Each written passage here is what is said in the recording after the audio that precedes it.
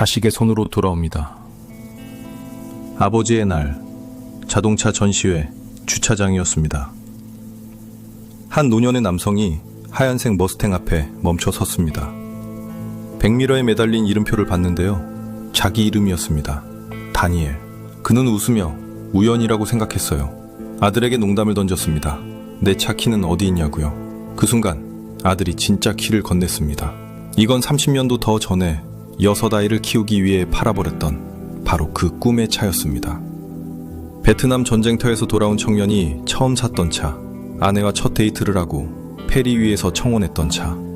그 차가 왜 지금 아들의 손을 거쳐 다시 여기 서 있는지 끝까지 보십시오. 구독 꼭 눌러주세요. 여러 차례 베트남 참전을 마치고 돌아온 청년이 있었습니다. 다니엘 앨런이었는데요. 그가 처음 산 차가 있었습니다. 하얀색 1969년형 머스탱 마하 1이었어요. 검은색 보닛에 빨간 줄무늬, 4단 수동 변속기였습니다. 그 차는 청년의 젊은 날을 가득 채웠습니다. 미래의 아내가 될 다이애나와 첫 데이트도 이 차로 했는데요. 심지어 페리 위에 차를 몰고 올라가 그 자리에서 청혼했습니다. 그에게 이 머스탱은 단순한 자동차가 아니었습니다. 인생에서 가장 자유롭고 행복했던 순간 그 자체였습니다. 그런데 시간이 흘렀습니다. 첫 아이가 태어났는데요. 뒤이어 둘째, 셋째까지 이어졌습니다. 다니엘 부부는 결국 6아들을 두게 됐어요. 문 2짝짜리 머스탱은 점점 자리가 없어졌습니다. 카시트도 기저귀 가방도 실을 수 없었으니까요. 다니엘은 결국 그 차를 팔았습니다. 더 실용적인 차로 바꿔야 했거든요. 젊은 날의 자유를 상징하던 그 머스탱은 그렇게 가족을 위해 떠나보내야 했던 첫 번째 희생이었습니다. 6아들 중 막내였던 셰이는 아버지를 닮아 클래식카를 좋아하게 됐습니다. 두 사람은 해마다 아버지의 날이면 함께 자동차 전시회를 찾았는데요. 그곳에서 늘 머스탱 앞에 멈춰 서서 놓쳐버린 그 차 얘기를 나눴습니다. 셰이는 훗날 이렇게 말했습니다. 아버지가 꿈꾸던 그 차가 1969년형 마하 1이라는 걸 알고 있었다고요. 어릴 때부터 아버지와 이 차 얘기를 계속 나눠왔다고 했습니다. 아버지가 몇 번이고 되뇌던 그 이야기를 아들은 단 한 번도 흘려듣지 않았던 겁니다.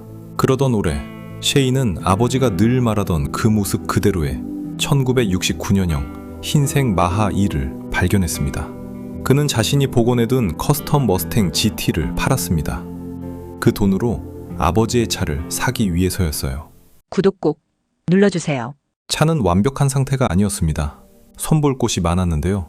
외관을 다시 도색해 검은 보닛과 빨간 줄무늬를 원래 모습대로 맞췄습니다.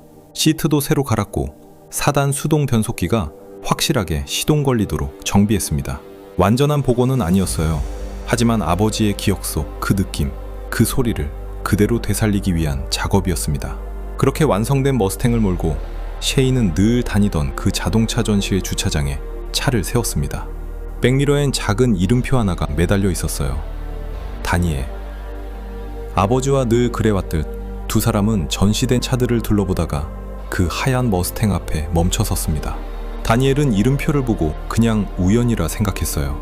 농담처럼 말했습니다. 내 열쇠는 어디 있냐고요. 그 순간 셰인이 진짜 열쇠를 꺼내 아버지 손에 쥐어줬습니다. 그리고 시동을 걸어보라고 했습니다. 다니엘은 운전석에 앉아 시동을 걸었습니다.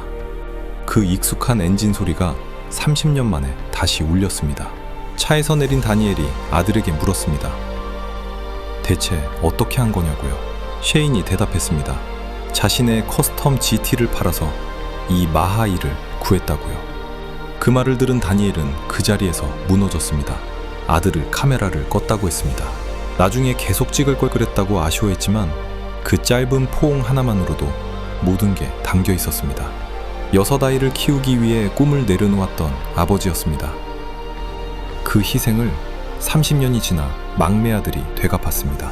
셰이는 자신의 차를 팔아서까지 아버지의 그 시절을 돌려주고 싶었다고 했습니다.